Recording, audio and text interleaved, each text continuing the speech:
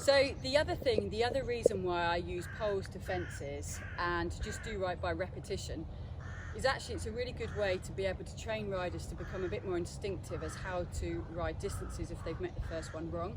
So for example, it's a really safe way to do this. A pole on the floor is, it doesn't matter if you don't meet it on the right stride, but then you can start to be able to practice reading distances, so cantering along and reading and looking for the distance, but also realising if they're a long way off the first rail that they actually have to then start to work a bit harder with the leg to be able to help them to get to the fence at the right distance.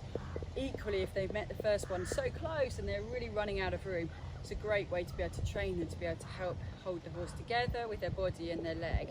But it's safer than having fence to fence and fence to fence, so it does, it's a nicer, safer environment to be able to do that in.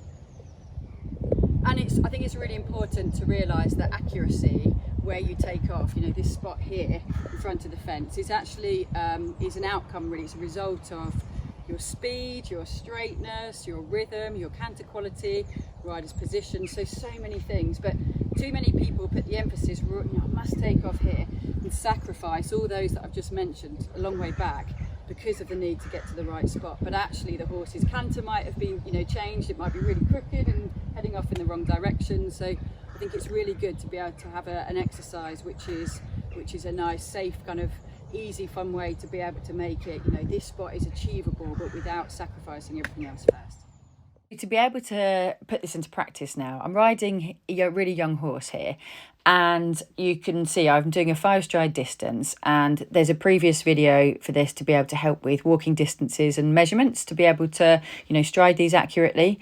But you can see it's a really simple exercise, and he's able to work this out a bit himself, and also for me to be able to have a bit of a measure.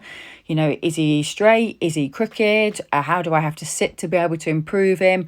Does he speed up? Does he slow down? And kind of work on all these things about, what is the canter quality like? How much rhythm do I have and where does it get lost?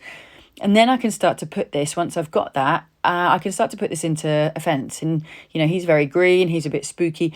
It takes out all the element of worrying about, making sure I'm on the, the right spot. I can start to work the distance by just having this rail to be able to really support me and be able to take the emphasis off, the fence and more about, just as I say, the canter quality, the rhythm, where I'm going, etc. When I found it a really helpful tool, riding distances in a really relaxed way.